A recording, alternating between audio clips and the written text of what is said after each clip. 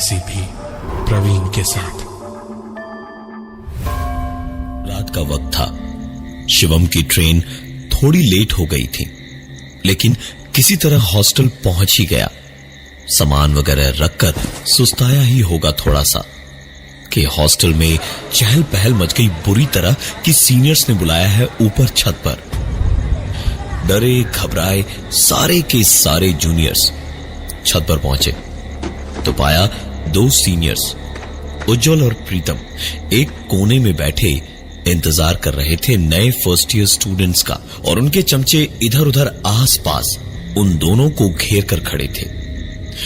एक के बाद एक सबका इंट्रोडक्शन हुआ और फिर मामूली सी मस्ती हो रही थी कि कौन गाना गाएगा, कौन लड़का लड़कियों के आइटम नंबर पर नाचेगा, जब अचानक शिवम के ऊपर उज्जवल और प्रीतम की नजर आकर रुक गई। दोनों के दोनों उठे और शिवम के पास गए और एक एक कंधे पर हाथ रखकर बोले, तो तुम हो नई छमिया, चलो कपड़े उतार के नाचो मुन्ना।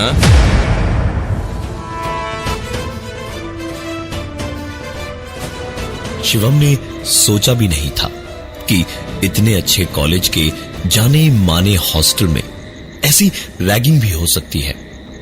वो अड़ गया कि चाहे जो हो जाए वो नाचेगा तो नहीं ही, और जोर जबरदस्ती की किसी ने तो वो कंप्लेन भी कर देगा। शिवम की इतनी हिम्मत देखकर बाकी जूनियर्स में भी हिम्मत आती दिखने लगी।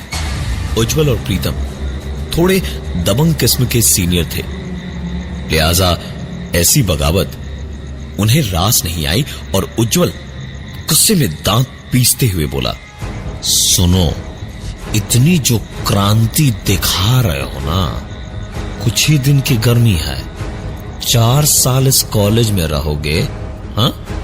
हमसे बचकर कहां जाओगे?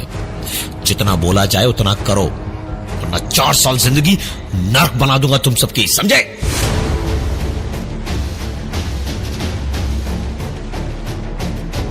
शिवम को छोड़कर बाकी सारे के सारे सहम गए। शिवम हार मानने वालों में से नहीं था। गुस्से में छत की रेलिंग तक गया और बोला, तुम्हारे जैसे सीनियर्स की वजह से हम जूनियर्स कॉलेज और हॉस्टल के नाम से भी डर जाते हैं, लेकिन आज के बाद कभी नहीं। और इतना बोलते ही शिवम छत से नीचे कूद गया। शिवम की चीख गूंजी, नीचे गिरकर हड्डियां तक टूटने की आवाज आई। लेकिन डरे सहमे सारे लड़कों ने जब नीचे झांका तो लाश तो होनी चाहिए थी, वो नहीं थी।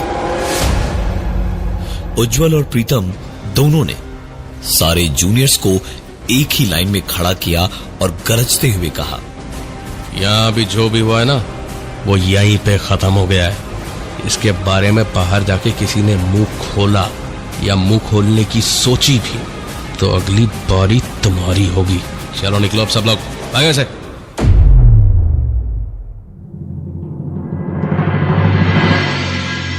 अगली सुबह रात की सारी बातें भुलाकर उज्जवल और प्रीतम अपनी क्लास में थे जब एक जानी पहचानी आवाज आई, मैं आई कम इन सर? सर उठाकर उज्जवल और प्रीतम ने देखा तो सामने शिवम खड़ा था और प्रोफेसर कह रहे थे, बॉयज, ये शिवम है, ब्रिलियंट बॉय। हमारे कॉलेज में पहली बार ऐसा हुआ है कि कोई सीधे 3rd ईयर में आ रहा है। एक एक करके प्रोफेसर ने जब सबसे मिलवाया तो उज्जवल और प्रीतम के सामने आते ही शिवम ने मुस्कुराते हुए कहा, सर, इन्हें तो मैं बहुत ही अच्छी तरीके से जानता हूं, कल ही मिला था मैं इनसे। Hey guys, what's up?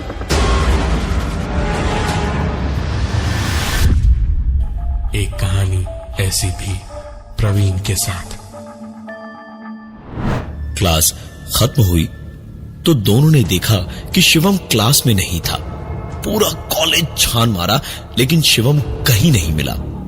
सोचा एक बार हॉस्टल में उसके रूम को भी देख ले। रूम का दरवाजा देखा तो दरवाजा अंदर से बंद था। आसपास कोई भी नहीं था।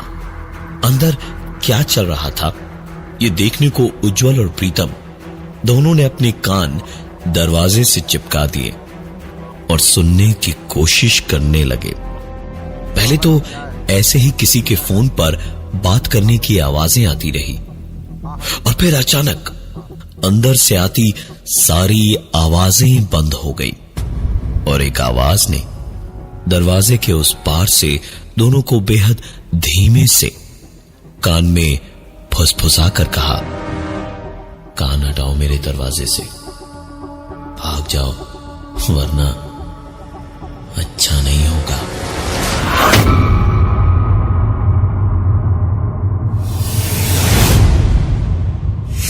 उज्जवल और प्रीतम दोनों के दोनों कईयों के लिए सर दर्द थे, लेकिन इस वक्त एक ही बात सोचकर दोनों के होश उड़ गए थे कि अगर शिवम अंदर था तो दरवाजे पर न तो कोई छेद था न कोई और तरीका जिससे शिवम जान पाए कि बाहर कौन है।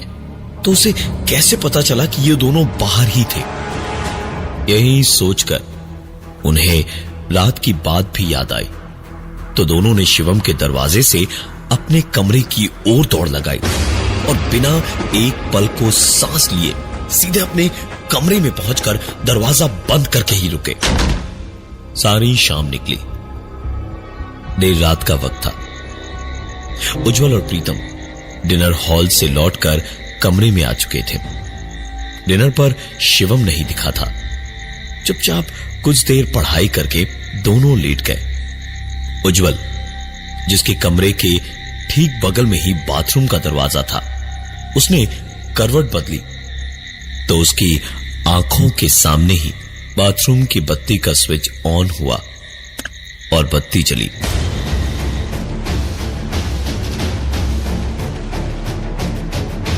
उज्जवल को नींद में तो लगा कि शायद प्रीतम गया होगा, लेकिन तभी उसकी स्विच पर जमी हुई आंखें चौड़ी हो गई जब उसने देखा कि बाथरूम का स्विच अपने आप ऑफ हो गया। उज्जवल घबराया तो जरूर, लेकिन फिर उज्जवल ने उठकर हाथ रखकर स्विच को बार बार ऐसे ऑन ऑफ होने से रोकने के लिए उस पर हाथ रखा ही था जब उज्जवल को साफ समझ आया कि उसके हाथ के ऊपर किसी और का हाथ था और धीमे धीमे उस हाथ का दबाव बढ़ता जा रहा था, जिससे कि अब स्विच चटकने लगा था और देखते ही देखते छोटा सा वो स्विच बोर्ड टूटा और उज्जवल का हाथ सीधा जाकर नंगी तारों पर लगा और बिजली के झटकों से चीखता हुआ उज्जवल वहीं चिपक गया।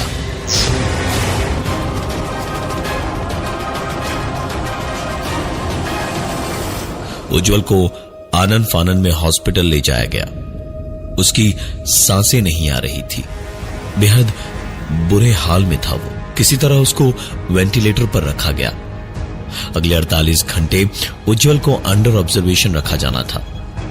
उज्जवल अपने बिस्तर पर लेटा हुआ ऑक्सीजन मास्क पहने हुए आधी बेहोशी में था शायद, जब उसकी बेहोशी में उसे सुनाई दिया, ध्यान से सुनो उज्जवल, अगर मेरे बारे में मुंह खोलने की सोची भी तो जान से मार दूंगा।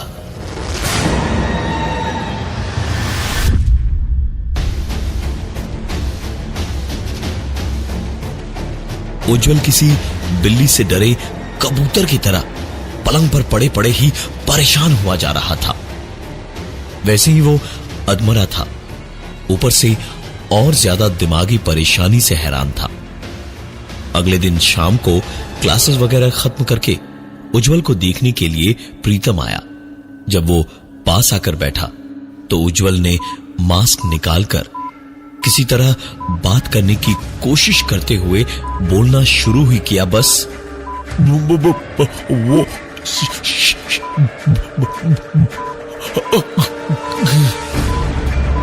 बोलने की कोशिश करते करते ही खतरे के बाहर हो चुके उज्जवल ने वहीं पर एक आखिरी हिचकी ली और दम तोड़ दिया। प्रीतम का सबसे अच्छा दोस्त, उसके सुख दुख का इस कॉलेज हॉस्टल में एक लौता साथी मर चुका था। एक कहानी ऐसी भी प्रवीण के साथ। उज्जवल के मां बाप भी पहुंच चुके थे और प्रीतम के सामने से ही उसकी लाश लेकर उज्जवल के मां बाप चले गए। उन पर तो जैसे दुखों का पहाड़ टूट पड़ा था। प्रीतम भी कुछ कम दुखी नहीं था। झुके कंधे लिए वापस कॉलेज कैंपस पहुंचा और हॉस्टल की एक एक सीढ़ी चढ़ता हुआ सोचता रहा कि अचानक क्या से क्या हो गया।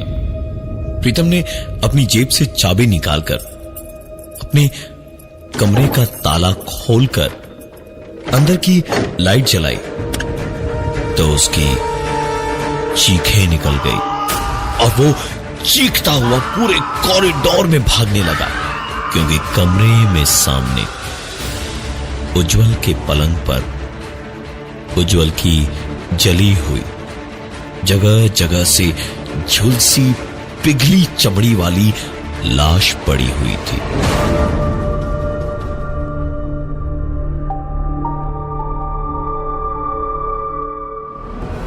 किसी तरह प्रीतम को संभाल के बाकी लड़के कमरे तक लाए तो देखा कमरा तो खाली ही था।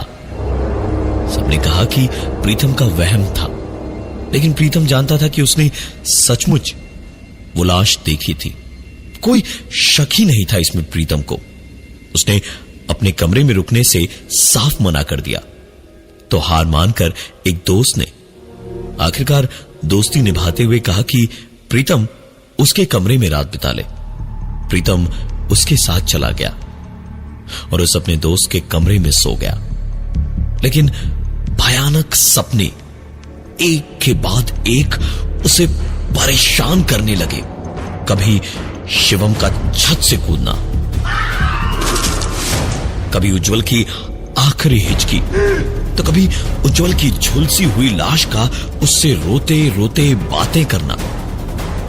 आखिरकार प्रीतम नींद में ऐसे भयानक सपने देखकर चीखता हुआ जागा।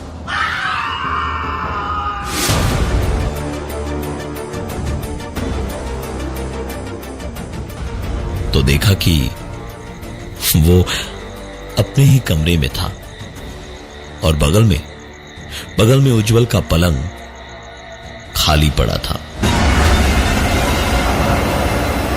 प्रीतम बुरी तरह घबराहट से कांप रहा था।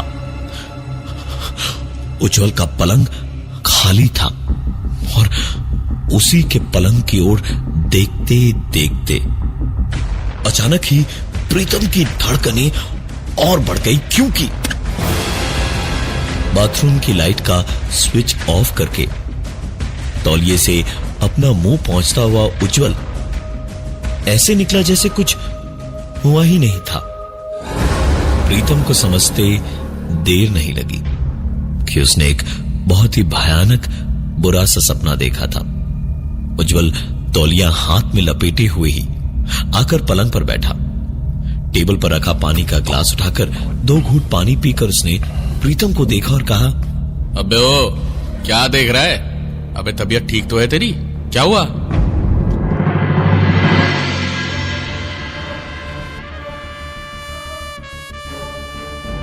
प्रीतम ने एक राहत की सुकून भरी सांस ली और अपना पूरा देखा हुआ भयानक सपना उज्जवल को बताया तो उज्जवल जोर से हंसा और फिर हंसी हंसी में ही एक अजीब सी डरावनी आवाज में बोला, आज के बाद ऐसे सपने तुझे कभी नहीं आएंगे। इतना कहके उज्जवल ने अपने हाथ से तौलिया हटाया तो प्रीतम के सामने उज्जवल का जलकर झुलसकर हड्डी से चिपकी चमड़ी वाला हाथ दिखाई दिया। प्रीतम को अपने दिल की धड़कन पहले किसी नगाड़े की जोर जोर से बजती हुई और फिर धीमे धीमे किसी सांप के बदन के अंदर से प्रीतम के दिल में इर्द गिर्द लिपटकर उसे धड़कने से रोकने को धीमे धीमे कसता हुआ सा महसूस हुआ और प्रीतम की आंखें देखते ही देखते पथरा गई। एक कहानी ऐसी भी प्रवीण के साथ। उसकी आंखों के सामने छा चुका अंधेरा बेहोशी का नहीं, मौत का था। कभी न जाग पाने की एक गहरी नींद में प्रीतम सो चुका था उस हादसे के बाद। हॉस्टल में हाहाकार मच गया प्रीतम की लाश को देखने के लिए। शिवम के बारे में पता किया गया तो वहां से मिली खबर ने सबको चौंका दिया, क्योंकि शिवम के पिताजी का कहना था कि शिवम तो कभी हॉस्टल पहुंचा ही नहीं। शिवम का एक ही सपना था जिंदगी में कि वो उसी कॉलेज में पढ़ेगा, उसी हॉस्टल में रहेगा। लेकिन बीच रास्ते से ही खबर मिली कि ट्रेन में कुछ गुंडों और पैसेंजर्स में हुई झड़प में कुछ लोगों को ट्रेन से धक्का देके मार दिया गया, जिनमें शिवम भी था।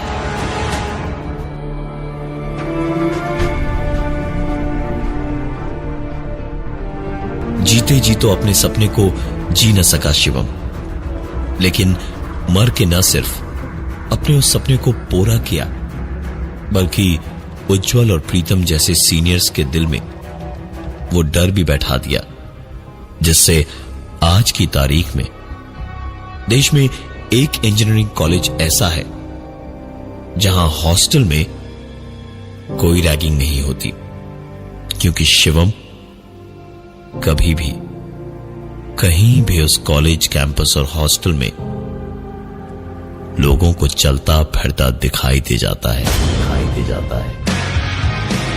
मैं हूं प्रवीण और ये थी आज की एक कहानी ऐसी भी।